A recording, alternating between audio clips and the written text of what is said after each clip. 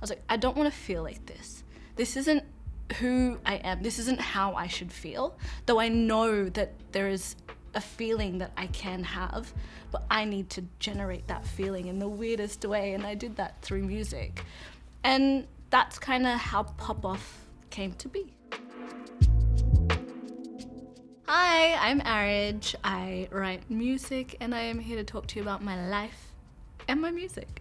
So Pop Off, we were just speaking about it before, it's a response to an experience that you had in your life or experiences. Do you want to speak on that experience that sort of birthed the song? It's like a magnitude of things that have all accumulated together. Growing up so deeply religious, being told that you shouldn't be who you are and that you should fit some sort of a mold that is very foreign to you as a being. And then on top of that, girl, I was in this goddamn relationship and this man said some rubbish to me. It's like, you know, like being told that you're not the type of girl to be in a white dress, that any man could ever see in a white dress, that does things to you on the inside.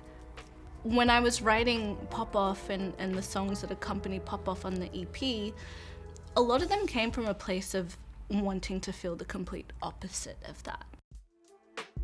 The reason why the EP is diverse sounding itself rolls into the fact of why it's called Reckless. I made a lot of bad decisions.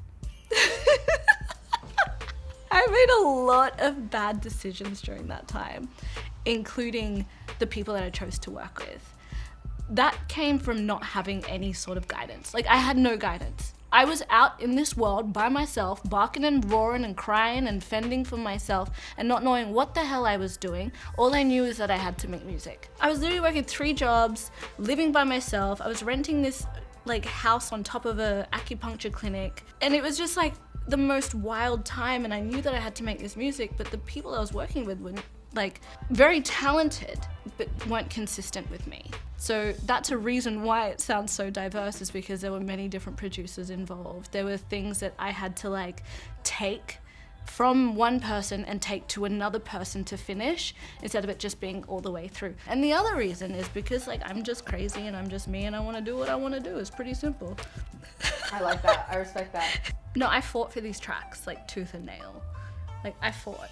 And during the time that I even made this EP, I think I recorded like 20, 30 other acoustic tracks at the same time. So there's this EP that's like pop infused with rap and R&B and a little bit of this and a little bit of that. But there's also a side of me that just likes to sit down and just break it down and do some really beautiful, soulful, acoustic ballads. Gone are the days of record labels. It's like a free-for-all now because there's no gatekeeping, so to speak. If you work hard enough, you'll get somewhere, and the timeline is your timeline. That in itself makes room for artists to be able to be like, screw it, I'm gonna do whatever the hell I want. I don't have to make a whole EP just of like 4 to the floor dance hall EDM. And the whole EP or whole album is like that. It's like you can really do what you want these days. And I think that's also like, it's just a big like fuck yeah to being a human being and getting to do what you want. That freedom is essential. You know, no one wants to feel like they're in prison. The way that I'm managing being an indie artist is no grit, no pearl, baby. There's a lot of sacrifice. Am I where I want to be in my career? Absolutely not. I have a long road ahead of me. A long road ahead of me, and baby, I got my heels, my walking boots. I got everything I need packed in a bag. I'm ready. I think it's wise to kind of do it yourself as an artist to see if it's something that you really want to do. Because this takes a lot of work, a lot of energy, a lot of sacrifice. Like, I don't see my friends.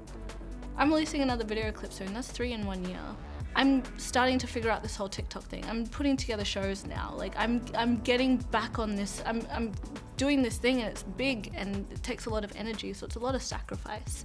And I would say that if you want to do this, I think definitely give it a go before you get with a big label. It's difficult because the real world wants you to get a 9 to 5, which sucks all your energy and makes you feel like your existence and your creativity, doesn't mean anything. And you're a fucking rock star. Like, You live in these two different worlds, and it's not for the meek and it's not for the weak. People see me as one thing, but you do a shit job to get there. How do I manage it? I manage it psychologically by trying to stay grounded, but live in the clouds. Financially, I manage it by, I spend all my money on this shit, girl. I spend all my money on this, like all of it. You wake up, you're thinking about it. You go to sleep, you're thinking about it. Okay, cool, like what am I gonna do? Like all your money goes to this. There's no ifs, buts, or maybes. You know? I'll buy a house when I get that fucking royalty check. But I definitely think it's worth it. Otherwise I wouldn't be doing it. Thanks so much for having me, Happy Mag. I loved it, I enjoyed it. Bye.